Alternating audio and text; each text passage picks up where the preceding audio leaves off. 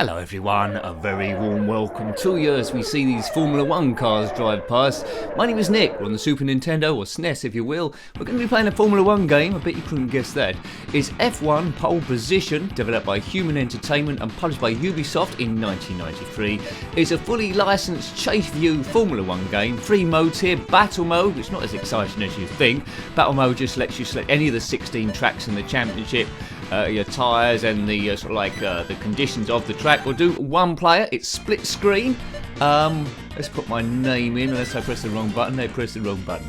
Anyway, here's all the teams you can select for the race. I presume it's a 1992 season. So we've got Berger there and Andretti. Look at the body and the engine, the total. There's Nigel Mansell. That was the quickest car by far back in the day with Patrese. Jonalesi and Capelli. Michael Schumacher was double world champion for Benetton. Martin Brundle will probably be him. Stefano Modda, Michele Guglielmin, Peli Alboreto, Guri Suzuki, Bertrand Gasho, Ukyo Katayama. Classic names from the past. But anyway, I think I'll be Martin Brundle. Why not? He didn't win a Formula 1 race, but maybe he'll win one now. No, he won't. Round 1, South Africa. Now, let me remind you, these reviews aren't about expert gameplay. I'll try and give you some information. It won't always be correct. It's a bit of fun. We're de-stressing. See, now the game would have played back in the day on your first or second go, and would have been enough there if you want to play again. Now, there's heaps and heaps and heaps of Formula 1 games on various systems. As I say, this one is fully licensed. We'll see how it controls. They all control a little bit different. So we'll see how we can get on. I won't mess about with setting up anything. I'll just try and get in and see how the thing plays first of all. We'll stay on auto gears, but as you can see, you can change your tyres, your gears, your brakes, your wing suspension to alter the speed. And I think it's probably paramount to get that perfect to actually do any good. So there's a couple of danger points in this track. You saw it marked there. There's a hairpin and one up the top there. We're in the Benetton team. There's the time so far. Nigel Mansell's quickest on 1:15.31. Michael Andretti, whose Formula 1 career wasn't particularly great. McLaren, but for IndyCars it was a lot better. Right, away we go. Right, oh my goodness. Okay, now see this arrow going left and right behind me? That's me on the controller trying to edge it back and forth. This is awkward. This is a bit awkward. There's music playing at the same time as the engine sound. Now, it's not using too much of the screen, just half. There's a player 2 there. You see them in the second, in the top bit there. And I think we can also use that as a rear view mirror, I think, during the race. So this is my practice lap, or is it qualified? I don't know. Where I'm trying to get used to it. You can see on the right there is the condition of my tyres, brake, suspension. I think that's just the wing setting there. So it's lap 1 of 3 in this practice, or is it qualified? I don't know. Now, I'm finding it very hard to drive around here. It's automatic gears, but the gears aren't always going into the best one for the corner. Yeah, it's probably best to do manual gears here if you can to get the best out of it. So it's the first flying lap. We're in 4th gear. It's got to 6th for some reason. I need to get. I went to go down to 3rd or 2nd there, but I couldn't. The automatic gears are a bit rubbish. You just have to make do with that. So yeah, to do any good in this game, I think you need manual gears. 16 tracks are represented of the championship. You can do a full championship if you want to. It's back in the day where you got 10 points for a win, 6 points for second. Nowadays, at time recording as well, you get 25 points and a point for the fastest lap, but you don't get points for the fastest lap here. Now you see at the top there, there's all the fastest times so far. You're against 13 other cars. This takes a bit of working out. It moves quite fast, it's quite smooth. There's not a great deal of off-track detail, which is a little bit disappointing. I would like to see a bit more track detail outside. It looks like we're in some kind of field. But anyway, this is Kaya Lamy. Maybe some of the other tracks have got more detail. Now, if you had this one back in the day, let me know how did you get on with it. I think I need to take the bends quite wide here. So it's a 1:49. The quickest guys are doing 1:15, so I'm about 30 seconds off. Stay on the track is probably a good way to maintain speed. Yeah, the controls of this particular one, in my opinion, are rubbish. Now, it does have a sequel, this game called F1 Pole Position 2. I think you need to put in the practice to get any decent at it. I'm trying to feather the brake there. It just come to a standstill. Probably best just to take your finger off the accelerator then rather than use the brake. I'll only use that when you're in a bit of trouble. struggling in second gear. Why isn't it changing up to third gear? We want third gear, please. It's not doing it. Well, maybe there's something I'm not doing. Now, let me know anything I'm doing wrong. There's probably loads of stuff, but why isn't it getting out of second gear here? The car is set to automatic. What's happening? Maybe I pressed a button so it's not getting out of it. Well, I'm not going to get a good time with the car's stuck in second gear all the way around, am I? Maybe that's what happens. Anyway, radio into the pits, 140. Yeah, 145. That wasn't a very good collection of laps. I presume each car goes a different speed. There's the Williams and McLaren's up the front there. Schumacher in the other Benetton doing a 117.22. If you're watching Martin Brundle, I do apologise. I know you are a lot faster than this. Right, 4.257 miles or kilometres of the Kyalami track.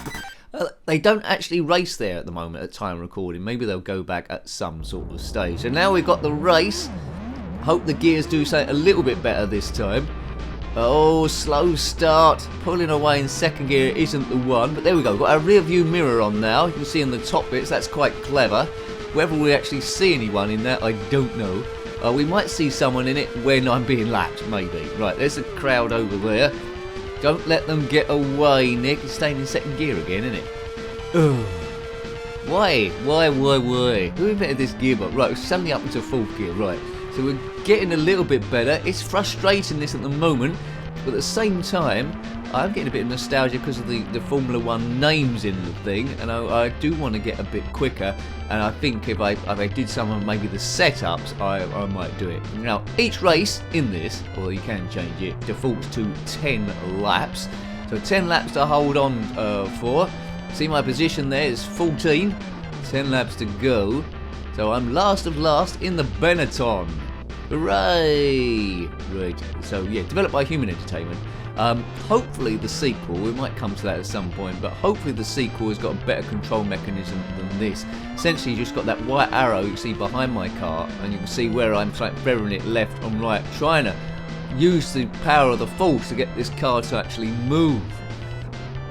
Probably best to take it outside. And now I'm stuck in 6th gear now. I just want to get my lap times within 5 seconds of the leaders, and that means there'll be a bit of improvement. Staying on the track itself is taking all my concentration. Not very precise at all. Not quite sure what the scores were for this back in the day. It's Formula 1, so that the licence always lifts it a little bit, but I think it could have been maybe a little bit better. But it sure is twisty. And it's a challenge. Let's see if I can do any lap below 1 minute 40 eventually, or maybe just stay on the track. Come on, you nincompoop! Turbo. Right, this is the end of the first lap. I'm slowly learning the lap. So what we've got there, so 1:37, so 6 seconds off Aguri Suzuki in 8th place there. Well, it's getting slightly better. My qualifying times are quite similar to my race times. So maybe I picked the wrong tyre. Now, look at that where it says SLP TIR highlighted in yellow. Tyres are like half in trouble now, probably because I went off the track so much.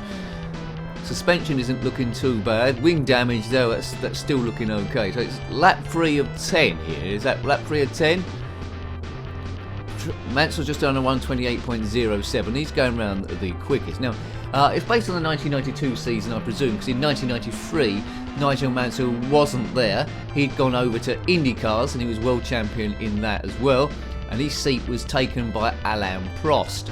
Now, back in the day, Alain Prost was going to take Riccardo Patrese' seat, but Nigel Mansell had bad experiences with being the same team as Prost when they was at Ferrari, and he didn't want to stay there. Which is a shame, because that would have been a hell of a good season, I think.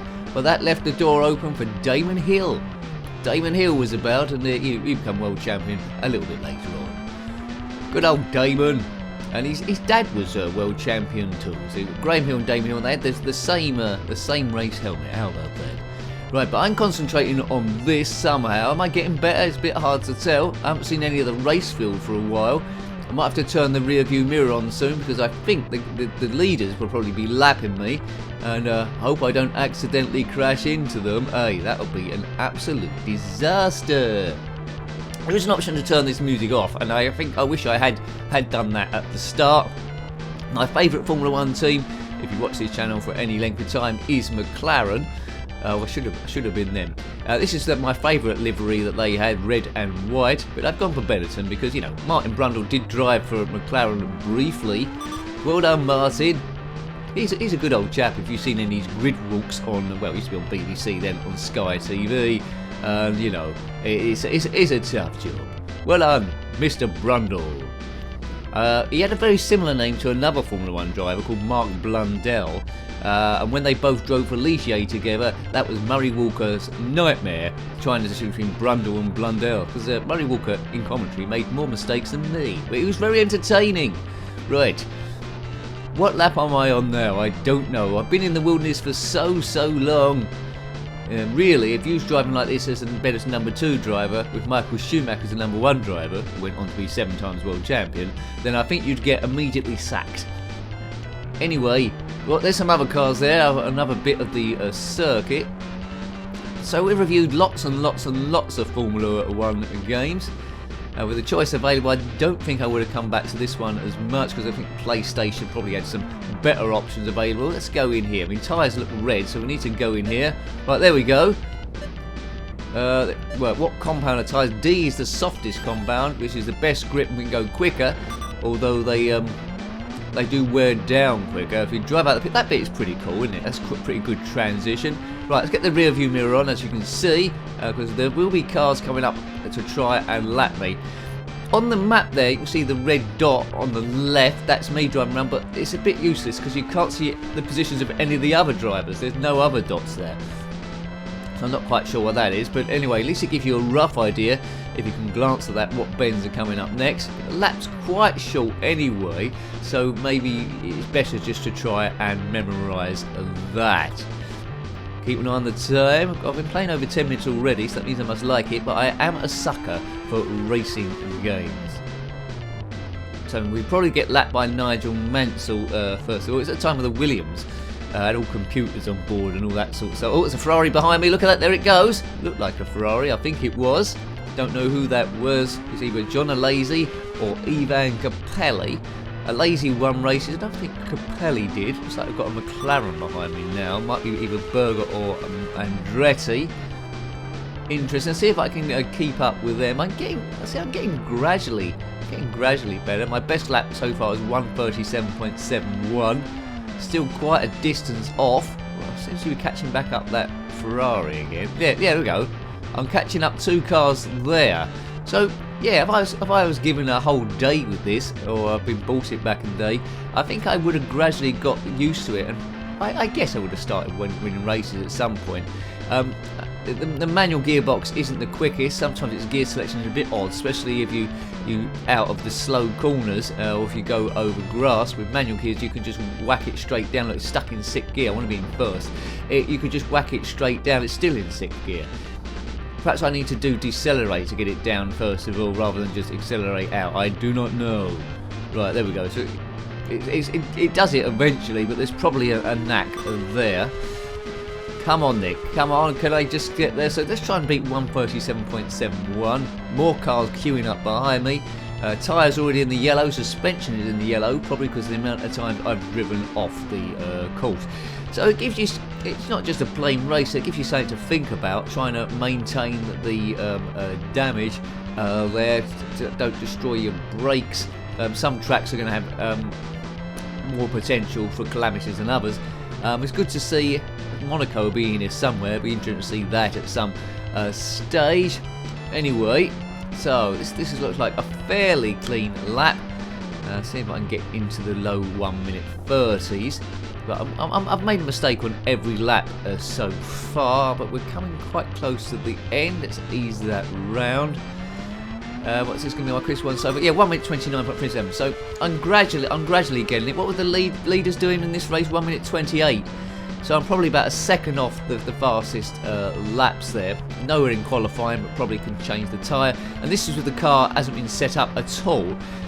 Looking at this, looks like you need to balance it between the straights and the bends. Maybe I can take on one bit of downforce, maybe, but tweak that. But that's where all the practicing comes in.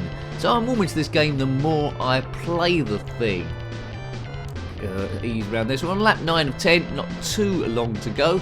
If you're still here, well done you. It might be a case that you like this kind of guff and silly commentary.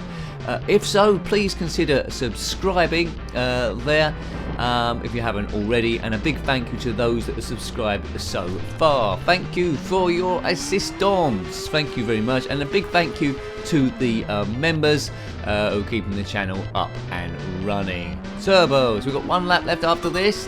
Yeah, 1 minute. That was a bit slow. Oh, look at that. So I think we're driving through the other opponents now because I've been lapped by all of these.